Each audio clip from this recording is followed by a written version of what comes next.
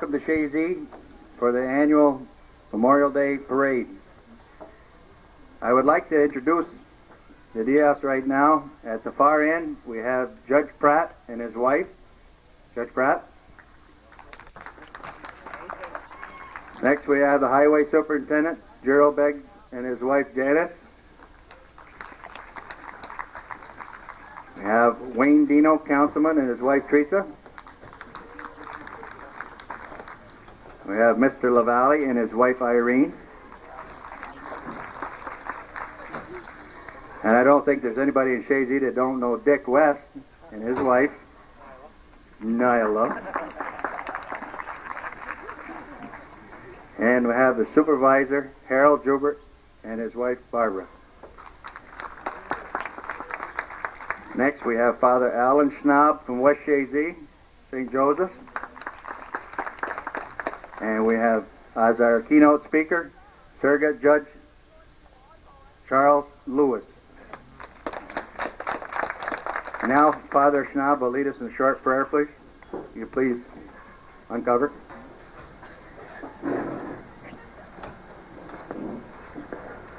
Heavenly Father, we thank you for the great sacrifices made by our fellow citizens who have gone on before us. We ask you to grant them eternal rest. We ask you to send the Holy Spirit on each one of us, that we might be good citizens of this world and good citizens of heaven in the next, through Jesus, who lives and reigns forever and ever.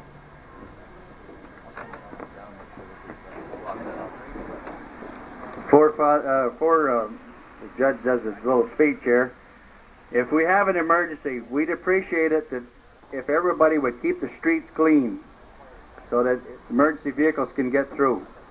Thank you. Now, Judge.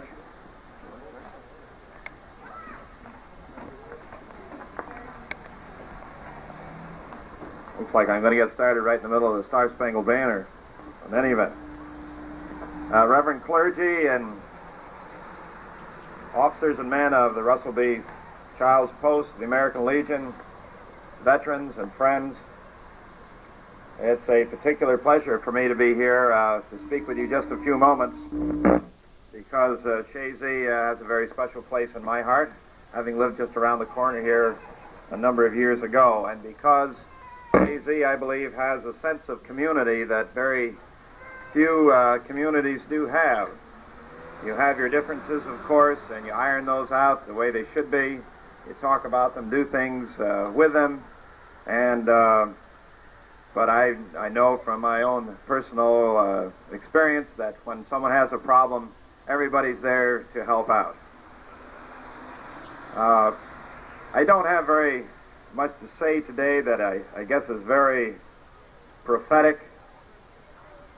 All the things that could be said about Memorial Day have been said, but in my job as a surrogate, I preside over the administration of estates and admit wills to probate, and those are the wishes of people as to their property when they pass from this life to another. And I thought, while this is not a real will, I thought that this might well be the will of all veterans. And so I've entitled this A Veteran's Last Will and Testament. I, an American veteran of one of the armed conflicts in which my country has been engaged, being of sound mind and memory, and having given my life or limb in support of my beliefs, do hereby give, devise, and bequeath to this and future generations the following, knowing that these things are not really mine to give or to keep, but with that knowledge I give them to you with the conditions imposed thereon. First, I give you and future generations my share of the four freedoms so ably displayed by Norman Rockwell: the freedom of speech, the freedom of worship, the freedom from want, and the freedom from fear. I attach to the freedom of speech, however, the condition that you speak with knowledge of the subject of which you speak, and that you speak not from selfish motives, but for the common good. You must speak not to incite riot, but to explain, to educate, to enlighten, those who may not have heard your point of view, to persuade but not to profit in selfish ways. I attach to the freedom of worship the condition that you appreciate your own religion may not be the only religion that is worthy of consideration. The serviceman who died next to me had dog tags indicating that he or she was a Buddhist, a Protestant, a Mormon, a Jew, a Muslim, a Roman Catholic, or an agnostic. He or she has fought and died for your freedom to worship as you please. I give you this most precious right with the credo of all faiths and of all men and women of goodwill, that you shall not return evil with evil. The third freedom which I share with all of you is the freedom from want. Being an American veteran, I have not known want as many have. My best buddy was a product of the ghetto. He and his family had known want. They have known poverty, hunger, the lack of a decent place to live and raise their family. In giving you my share of freedom from want, you must take this gift upon the condition that you must make sure that the people in your own community shall have a home free of despair, of hopelessness, of disease, and of crime. You must provide an environment where love of family and friend may flourish, where every family and person may find peace and tranquility, serenity, and security. As I give you my share of freedom from fear, I impose upon you the condition that you shall take a stand on the enforcement of laws that I have fought for, and that you must insist upon the implementation of. The right not to fear from the actions and threats of those who, after due process of law, spread their venom upon those charged with the administration of justice. Those who would have you believe that the law of man and not the rule of law is supreme.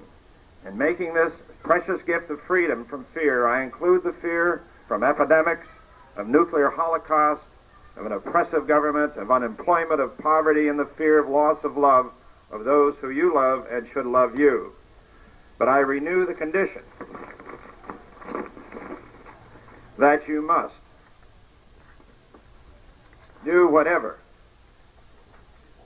is in your power to understand that you are not an island, and that if you are not a part of the solution, you are indeed a part of the problem.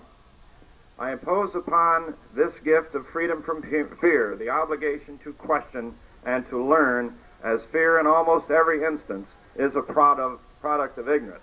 The freedom from fear includes the freedom from fear of our country being ruled by others who have not and cannot understand the folkways and mores of this land. With this freedom is included the condition that you shall, if necessary, take up arms to fight, and if necessary, to die for these freedoms, as without them there is no life, no freedom as we know it. Second, I give to you and future generations the right to obtain the highest and best education to which you may be suited. Our country, as you know, is unique. The extent of education obtained by our parents is not binding or restricting upon us, and that is the way it must be. I impose upon this gift of freedom of education the duty and condition, however, that you as parents do not surrender your parental duties to the teachers of your children or to the television sets. The fundamental beliefs of right and wrong must come from you and not from the media. The teachers of your children in public schools must be employed as your elected representatives, and I impose upon you the absolute duty to know the feelings and philosophy of those teachers who shall certainly play a large part in the person your child shall become. The teacher of your children is a role model, as you are. If you are content with mediocrity in your teacher, be prepared for mediocrity in your kids. I charge you that as I have seen enough of mediocrity, we must strive to be the best of the best, knowing that we may not reach that goal, but having it in our sights. Third, I give you my share of right to love and be loved, but upon the condition that, as with every other gift that I have given to you, there is the duty to earn that love, to earn the respect that is the basis of all love, to love your spouse, your friend, your school, your community, your country, yes, and indeed your God. You must earn the respect of each, and if you do so, you will surely know the love of each. Each is forgiving, each is understanding, the duty is clearly yours, as is the blessing that comes with each. Lastly, I give to each of you and to each future generation the gift of laughter, of joy, of fun, and humor. And I impose upon you and each of you the duty that you shall not take yourself too seriously, that you will enjoy to the fullest each precious moment you shall have with your loved ones, your community, and your country. Whereas I have hereunto set my hand and my heart for all generations of those who may know and appreciate these gifts, not mine to give, but the conditions upon which gifts are nonetheless imposed. And that is signed an American serviceman. I think if many servicemen had the opportunity to give something to their community and to their fellow man, that these would indeed be their gifts. And I thank you all for the pleasure to be here with you. Thank you, Judge Lewis. A lot of people don't know, but Judge Lewis was originally from Chazy, so he's a local boy that made good. Question. You say that's questionable?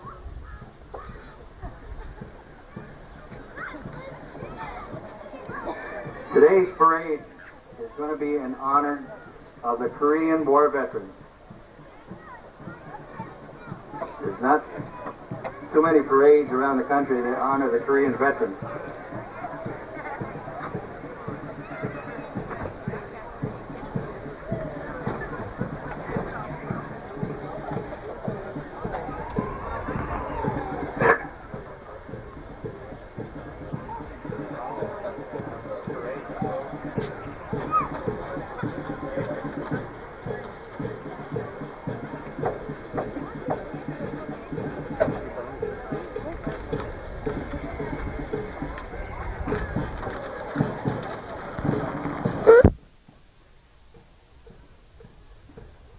The first unit to pass the review will be the Russell B. Charles American Legion Post 769 Color Guard.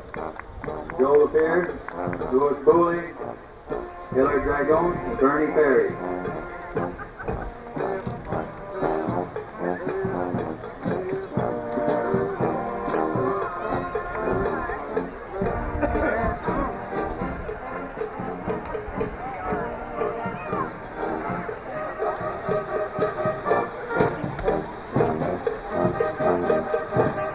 Next we have the Grand Marshal for the 4th Annual Memorial Day Parade. Saluting veterans of the Korean conflict from Chazy, we have Alvin Dupree, U.S. Navy from Chazy. From West Chazy, we have Herb Santor from U.S. Army. And our driver is Melvin McQuinney, Post 769. Our mayor has Simpson.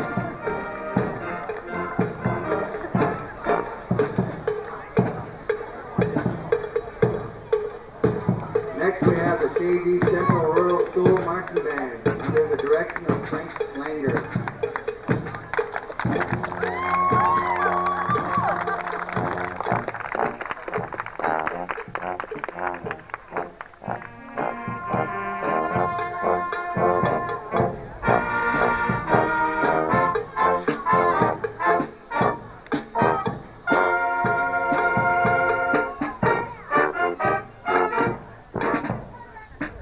Give her a hand, Paul, for what they done, Judge.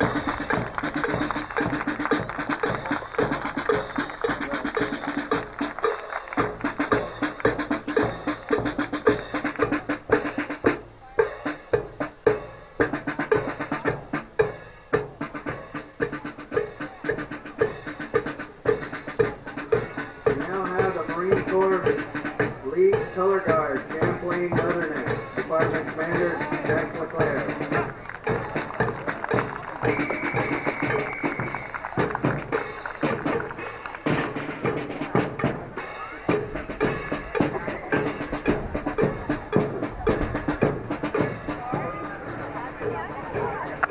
Chazy Cub Scout Class 38, 36 boys from 510, Flag 38 Salute Memorial Day.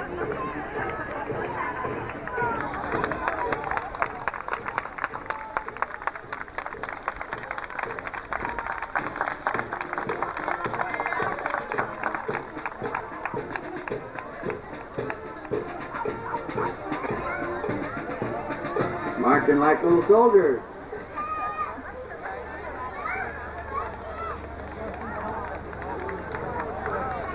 Chazy Fire Department, Chief Melvin Bayard. The first truck is a 1934 Buffalo. First fire truck at Chazy is still in service.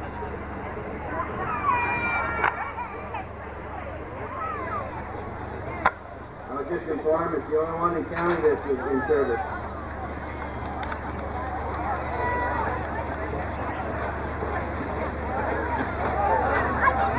Mr. Carpenter driving.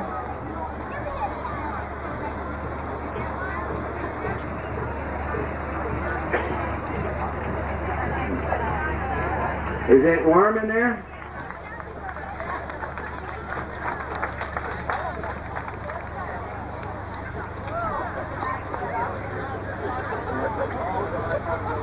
There's Mr. Dwight.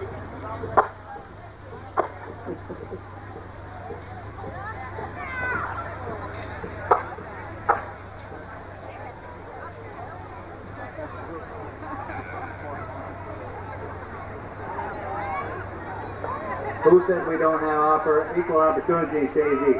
See, we got a lady fireman, fire person.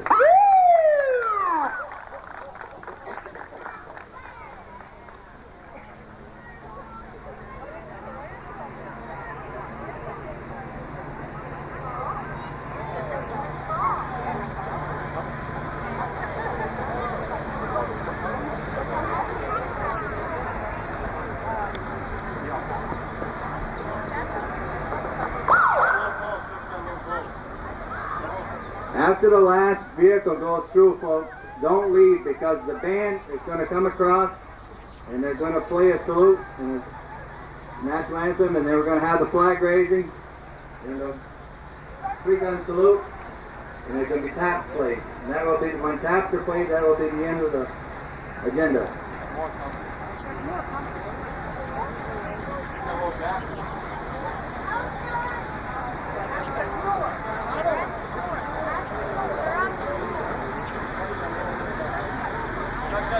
Together. 50, when the North Koreans and the Chinese invaded South Korea and pushed all the UN forces back to Busan. 1953, July 27th at 10 a.m. in Panmunjom, General Mark Clark, Commander-in-Chief of the UN, was at the formal signing of the first armistice.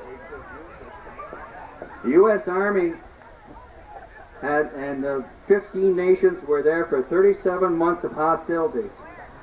There were 72,500 casualties, 250,000 wounded, 84,000 missing, and of this total, 25,000 of them were Americans. The North Korean and Chinese lost a total of estimated of 1,350,000 of their men in this conflict. The U.S. Army had 7 infantry divisions, excuse my false teeth, 1 Marine division, and there was 15 UN nations that participated in this conflict. Australia, Canada, New Zealand, United Kingdom, Belgium, Colombia, Ethiopia, France, Greece, Netherlands, Philippines, Thailand, Turkey, Luxembourg, Denmark, India, Italy, Norway, and Sweden. Now we have the Main Street Market. Don't clown around for the lowest prices in town. Go to the Main Street Market for the lowest price and the best clowns in town.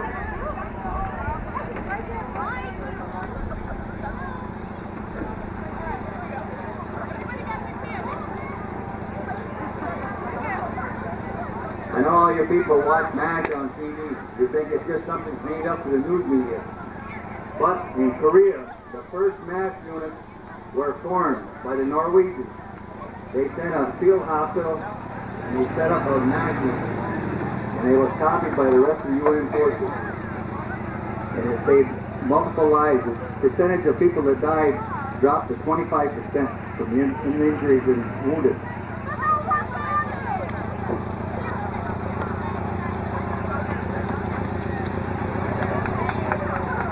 A little bit of trivia.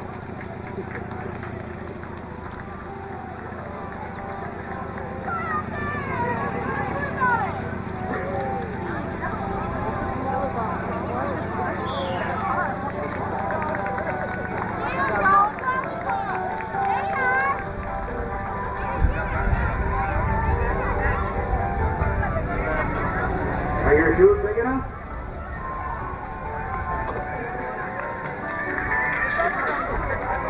Watch those shoes. Next we have the Chazy Boy Scout Troop 38. We have Eagle Scout Richard Kilo that just received an award, and he is riding in the vehicle with Mr. Joe Akey. Oh, he's carrying the flag. Somebody give me a cue card. That's what you get when you look at the cue cards and not people.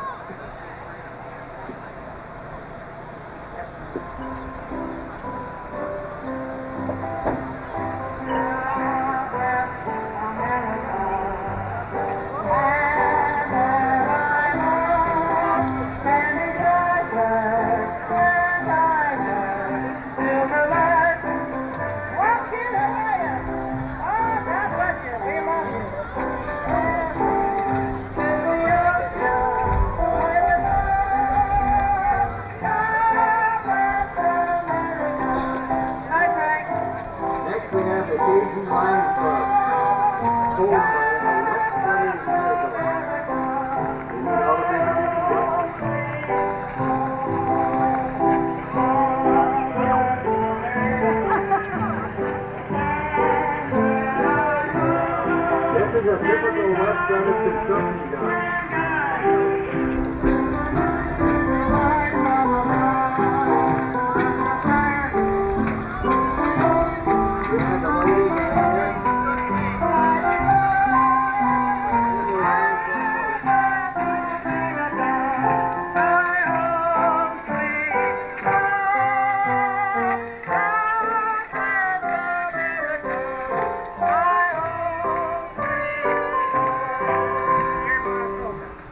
Featuring Dottie and a golden note.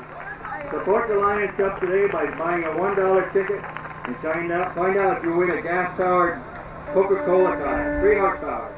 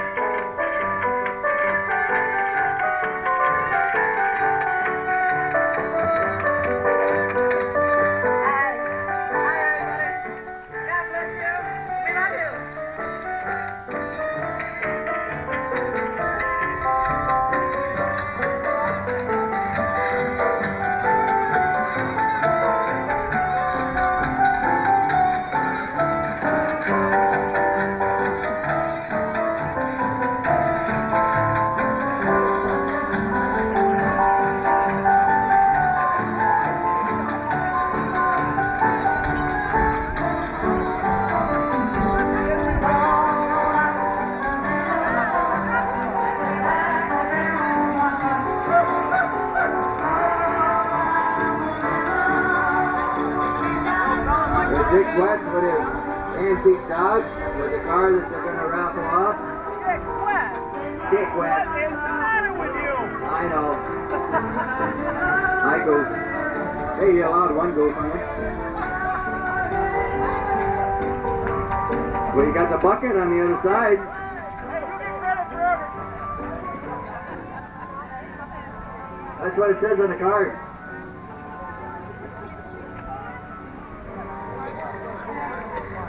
I bought a couple. I got the money.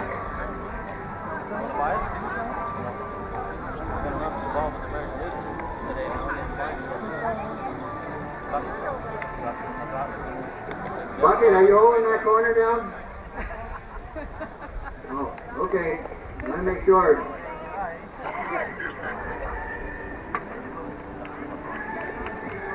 Now we have the Great Chazy River VFW Post 1418. Kenneth Peak, Commander. Joseph Bourgeois, Service. And Burton Lodgemer, Junior Vice. They're a nice old gift.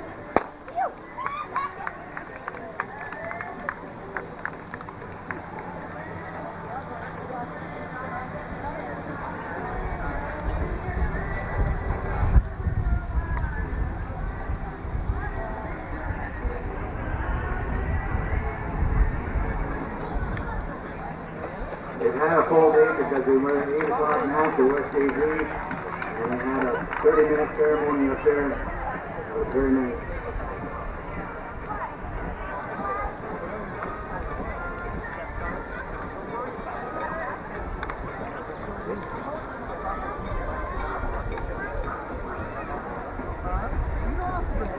Andy.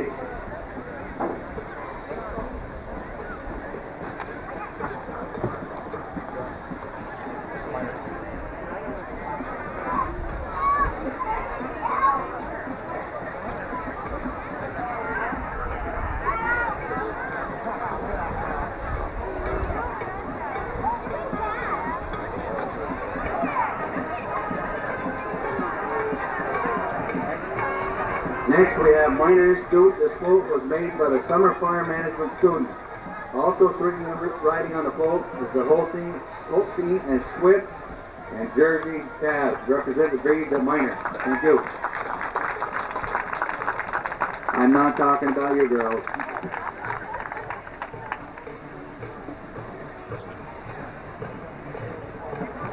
They're very pretty also.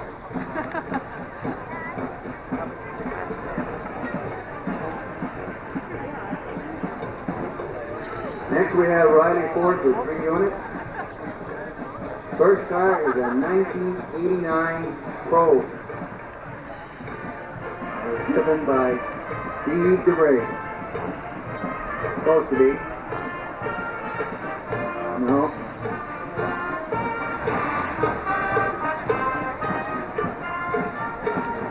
Next we have an 88 Mustang GT 225, driven by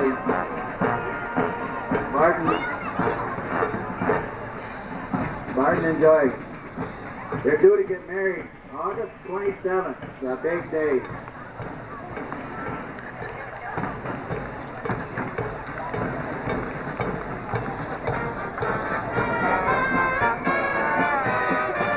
Now we have a 1988 Ford Ranger 4-wheel drive, driven by Jane DeBray. Got a special appearance package. Next we have the Thomas F. J. Duffy Memorial Float 1466 VFW, Commander Lee Ashline. Memorial services will be at 11 a.m. on May 30th at the Post Home. Very sharp.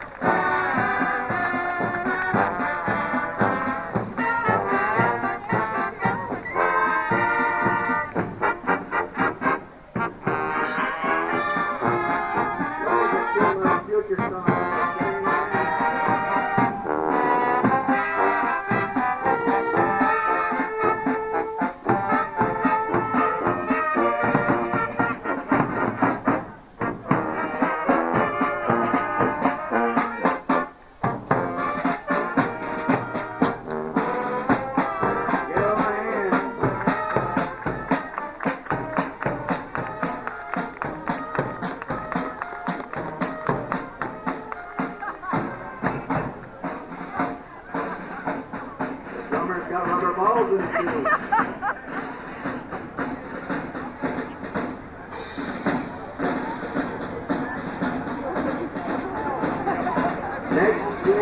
Donald Blair with a 1939 International Model T30. In the Blair family since brand new. Almost 50 years, been in the family. Oh, I got the wrong bear. I got the wrong bear. Somebody switched cards on me. Hey, Smokey. What are you doing? Stay away from the trees. Thanks for coming down at short notice. It's a 1944 Chevrolet Forest Ranger truck, courtesy of the New York State Department of Environmental Conservation. Remember, only you can prevent forest fires. Now we got Mr. Blair. He's already been introduced. He's out of place.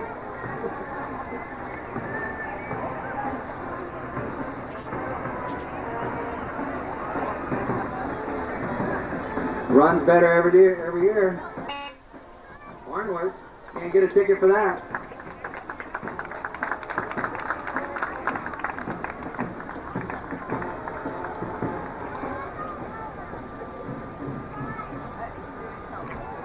And it,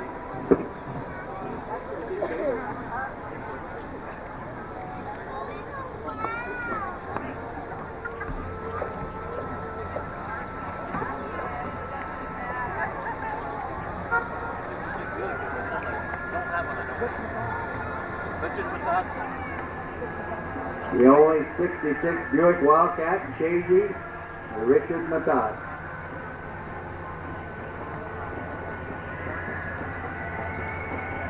Worth morning was new.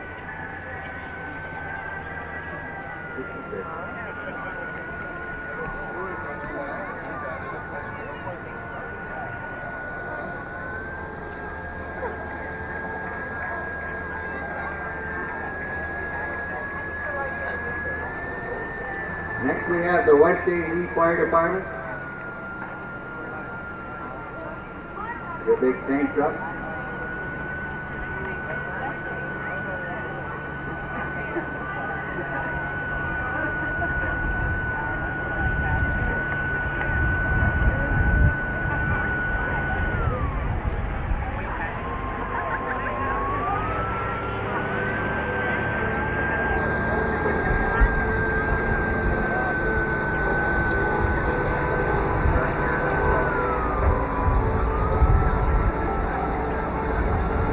West Chazy Fire Department.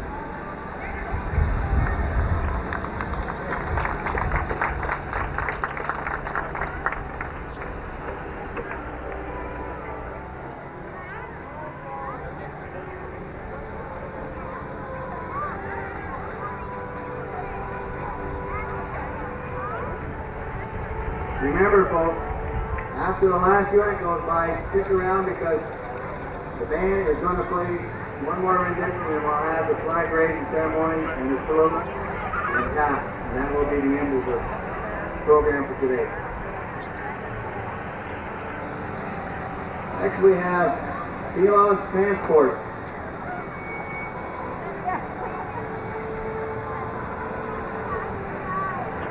And his wagon out of Pennsylvania. And he has it being ridden by Darren Peon. Age 10. Got a little fire there.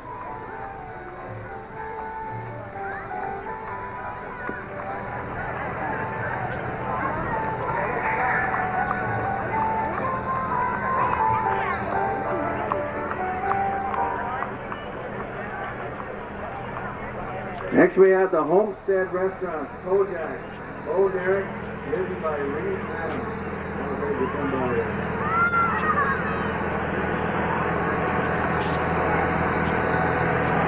Square Glen Baby.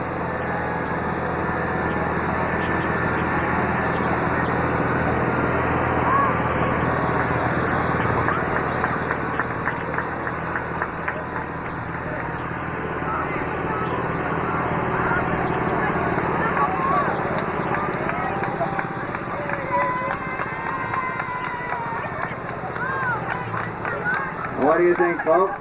Bigger and better every year, right? I want to thank at this time Willard Martin and Andy Tebow, the commander, Chazy. They did the bulk of the planning and the footwork and all of the headaches that are go involved with it. So they deserve a good round of applause for the work that they did. Now, folks, if you'll just stay in place, the band will come across and they will play. We'd appreciate if you stay for the flag raising.